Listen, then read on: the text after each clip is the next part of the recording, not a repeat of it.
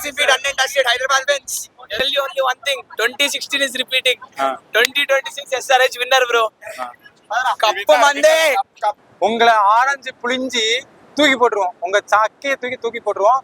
ஜூஸா குடிச்சிருவோம். ஸோ இதுதான் SRH fan ஒருத்தனுக்கு சொல்றேன். நீங்க எங்க கூட கம்பேரிசனே உங்களுக்கு கிடையாது. ஆல்ரெடி என்ன சொன்னாங்க, 2016 மாதிரி நடக்கும் அப்படின்ற. 16 மாதிரிலாம் கடவுளை தம்பி, அது வேற RCB டீம். இப்ப இருக்கிறது யாரு? கருப்பு நெருப்பா வந்திருக்கு RCB டீம். ஸோ ஒருத்தனுக்கும் மரண பயத்தை காமிச்சு உள்ள வந்திருக்கோம் பிளே ஆஃப் உள்ள. அதுவும் ஃபர்ஸ்ட் டீமா வந்திருக்கோம். 2020 26 ஒரே வருஷம் தான் நான் பிளே ஆஃப் குவாலிஃபை ஆகல. அவ்வளோ ஒரு கன்சிஸ்டன்சியான டீம் RCB. ஸோ இந்த வருஷம் ஆல்ரெடி எல்லா டீமுக்கும் தருமாடி கொடுத்து பொழந்து எடுத்துட்டு வந்து பிளே ஆஃப்ல வந்து உட்காந்துருக்கோம். SRH வந்துச்சுன்னா அதோட அவனுங்களுக்கு கப் அடிக்கணும்ன்ற கனவே மறந்து போயிடும்.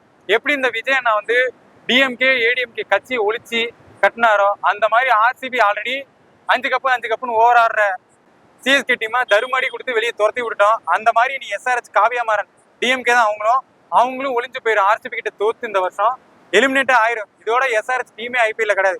எப்படி CSK டீமை அடிச்சு துரத்தி வெளியே அனுப்பிச்சு விட்டுருவோம், அந்த மாதிரி SRH டீமை ஃபைனல் வந்தாலும் சரி, நீ எங்களோட எலிமினேட் ஆனாலும் சரி, நீங்க கனவுலையும் காணாதீங்க. உங்களுக்கு கப்பு கிடையாது SRH ஃபேன்ஸ். நீங்க எத்தனை வருஷம் ஆனாலும் சரி RCBயோட நீங்க விளையாண்டீங்களா உங்களுக்கு கப்பே கிடைக்காது. இனி எவனா இருந்தாலும் அதான் RCBயோட பிளே ஆஃப் வரக்கூடாது அப்படின்னு மட்டும் வேண்டிக்கோங்க.